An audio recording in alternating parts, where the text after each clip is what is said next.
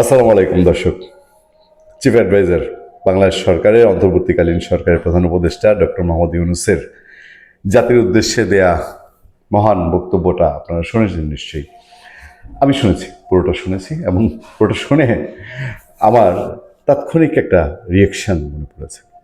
Reaction হলো, গ্রামে গঞ্জে তো প্রচুর যাই, গ্রামীণ বিয়েতে দাওয়াত খাই, অনেক গ্রামীণ বিয়েতে যাই। আবার ধরেন জটিল বিয়ে আছে কিছু, সেসব জটিল বিয়েতে অংশ নিই। জটিল বিয়ে হচ্ছে, ধরেন বুঝতেছি আমাকে যে দাওয়াত দিয়েছে কনের পক্ষের, কনের বাবা, উনি আমার খুব ঘনিষ্ঠ মানুষ, সিনিয়র মানুষ, ভেতরের খবরও জানি। কনে তো রাজি না বিয়েতে, কনেকে একরকম জোর করে বিয়েটা দেওয়া হচ্ছে। তো ওই যে আপনার উকিল সাহেবই তো বলে নাকি, আপনার যে ঘটক সাহেব যিনি লিখেন আর কি, তো উনি যখন গেলেন, ওই যে আমাদের মুসলিম বিয়েতে তো বলতে হয়, বাবা বলো, মা কবুল বলো, তো ও তো কবুল বলবে না মন থেকে, ওর চুপ করে থাকে। হ্যাঁ, অনেকক্ষণ ধরে কবুল, একজন একজনে জিজ্ঞেস করে, শুনছো কবুল বলছে?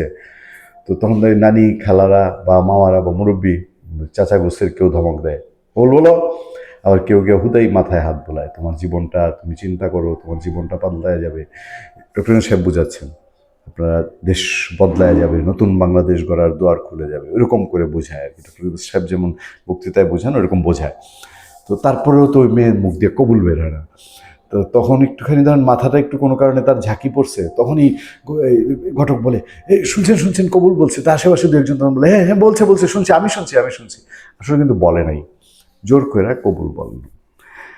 ডক্টর মোহাম্মদ ইউনূস জাতির উদ্দেশ্যে বক্তৃতায় তিনি খুব সুন্দর করে তার বাচন ভঙ্গিতে তিনি বলেছেন, এই গণভোট আয়োজন করা হয়েছে, সামনে ভবিষ্যতের দোয়ার খুলে যাবে, বাংলাদেশের রাজনৈতিক পরিবর্তন, সাংঘাতিক পরিবর্তন ওনার হাত দিয়ে চলে আসবে। রাজনৈতিক দলগুলোর কিন্তু আর দায়িত্ব নেই, ওরা তখন সরকারি কর্মকর্তারা যেরকম অফিস করে, প্রধানমন্ত্রী এরকম ব্যাগ নিয়ে সকালবেলা 9টা 5টা অফিস করবেন, চলে আসবেন। মানে উনি যেই চাবি মেরে দিয়ে যাচ্ছেন, এই চাবিতে আগামী 1000 বছর বাংলাদেশ চলবে, এরকম একটা ভাব নিয়ে উনি বোঝাচ্ছেন যে এই হবে হ্যানকারেঙ্গা ত্যানকারেঙ্গা। তারপরে বাংলাদেশের সকল রাজনৈতিক দল নিয়ে আমরা দেশ পরিবর্তনের জন্য জুলাই সনদ তৈরি করছি, সকল রাজনৈতিক দল। আরে ভাই, আপনি সকল রাজনৈতিক দল, বাংলাদেশে তো এই জায়গাটাতেই মিথ্যা কথা বললেন। এই জায়গাটাতেই আপনি বাংলাদেশের আইন সংবিধান, আপনি বাংলাদেশের নিয়ম নীতি, নির্বাচন কমিশনের বিধি অমান্য করলেন। আপনি আওয়ামী লীগের না হয় বাদ দিয়েছেন, জাতীয় পার্টি বাংলাদেশের সংবিধান, রীতি নীতি, নিয়ম কানুন অনুযায়ী জাতীয় পার্টিকে আপনি বাদ দিতে পারেন? সে অন্যায়কারী, সে ফ্যাসিস্টের সহযোগী ছিল, সব মেনে নিলাম, সে আগে স্বৈরাচার ছিল। আপনি তো তারে নিয়ে 2টা বৈঠক করছেন, করেন নাই তা তো না। তাহলে তারে বাদ দিয়ে তো করছেন, তার মানে বাংলাদেশে সকল রাজনৈতিক দল, আপনি কয়টা নিবন্ধিত দল নিয়ে করছেন? আচ্ছা, প্রশ্ন প্রতি পদে পদে আছে। এরপরে কি হবে? 2বার প্রধানমন্ত্রী হইতে পারবে না, রাষ্ট্রপতি চাইলেই যে কোনো দণ্ডিত আসামিরে ক্ষমা করে দিতে পারবে না। আরেকটা জায়গায় উনি বলছেন যে চাইলেই কোনো রাজনৈতিক দল ক্ষমতায় প্রধানমন্ত্রী, সংসদীয় কমিটিতে বিরোধী দল, সরকারি দল এবং তত্ত্বাবধায়ক সরকার গঠনে, যেই সরকার উনি নিজেই গঠন করেননি, উনি পারতেন একটা তত্ত্বাবধায়ক সরকার গঠন করে বাংলাদেশে একটা ফেয়ার অ্যান্ড ফ্রি অংশগ্রহণমূলক ইলেকশন। বলছে তত্ত্বাবধায়ক সরকার গঠনে বিরোধী দল, সরকারি দলের মতামত থাকবে। উনি কি কারো কখনো সর্বজন মতামত নিয়ে কোনো কিছু করছেন? এই যে ঐক্যমত্য কমিশন যে সনদের কথা বলছেন, এটাই তো উনি ওনার পকেটের লোক দিয়ে করছেন। উনি যাকে চয়েস করেন সেই রাজনৈতিক দল এবং যাদেরকে সংবিধান মনে করেন, সংবিধান এক্সপার্ট, তাদের। বাংলাদেশে স্বীকৃত আইনজ্ঞ কোনো সংবিধান বিশেষজ্ঞ ছিলেন না। আচ্ছা, তিনি বলছেন যে বাংলাদেশের রাজনৈতিক দলগুলা চাইলেই ওই জুলাই সনদ হইলে সংবিধান পাল্টায় ফেলতে পারবে না, ইচ্ছামতো তার সংবিধান চেঞ্জ করতে পারবে না। ডক্টর মোহাম্মদ ইউনূস সংবিধানের শপথ নিয়ে তিনি নিজে কি তার ইচ্ছামতো সংবিধান সংশোধনের জন্য, পাল্টানোর জন্য এই গণভোটকে জিতায় আনতে চাচ্ছেন না? এগুলা করে তিনি হায়ের পক্ষে ভোট চেয়েছেন।